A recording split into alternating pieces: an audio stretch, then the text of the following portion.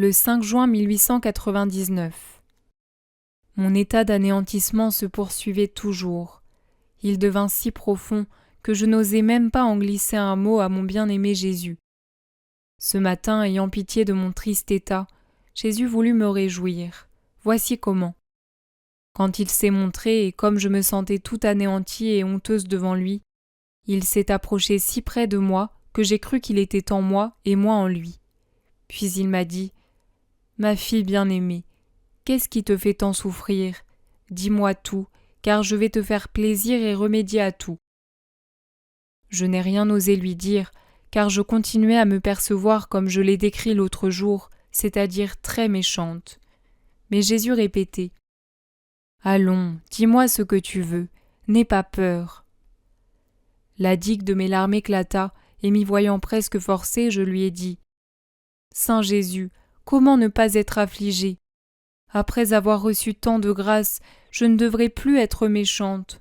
Cependant, même dans les bonnes œuvres que j'essaie de faire, je mêle tant de défauts et d'imperfections que je me fais horreur. Comment ces œuvres peuvent-elles paraître devant toi, toi si parfait et si saint?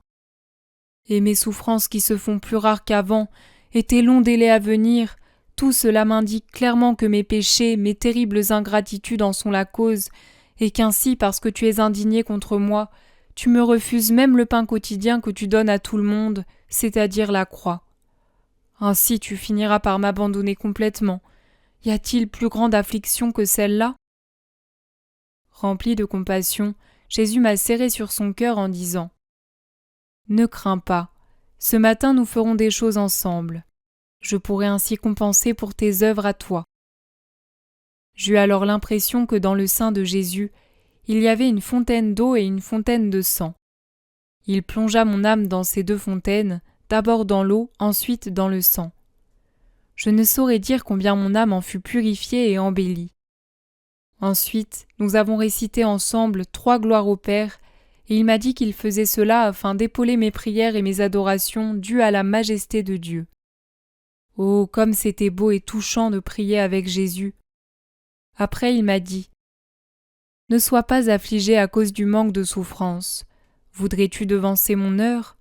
Je ne suis pas pressé. Chaque chose en son temps.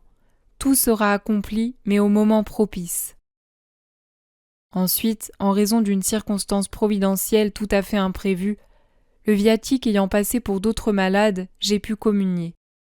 Après tout ce qui s'est passé entre Jésus et moi, je ne saurais dire le nombre de baisers et de caresses que Jésus m'a donnés. C'est impossible de tout dire. Après la communion, j'ai cru voir l'hostie sacrée et dans son centre, je voyais tantôt la bouche de Jésus, tantôt ses yeux, tantôt une main, puis son corps tout entier.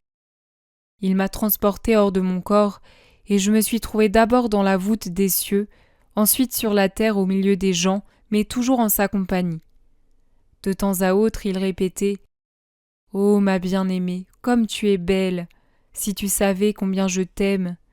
Et toi, comment m'aimes-tu » En entendant cette question, j'ai cru mourir tellement j'étais confuse. Malgré tout, j'ai eu le courage de lui dire « Jésus, beauté unique, oui, je t'aime beaucoup. Et toi, si tu m'aimes vraiment, dis-moi, est-ce que tu me pardonnes tout le mal que j'ai fait?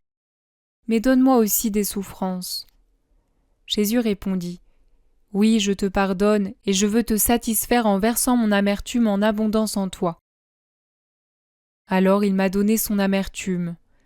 Son cœur semblait en contenir une pleine fontaine causée par les offenses des hommes. Il en a déversé la plus grande partie en moi. Il ajouta « Dis-moi, que désires-tu encore ?» Je lui répondis « Très saint Jésus, je te recommande mon confesseur.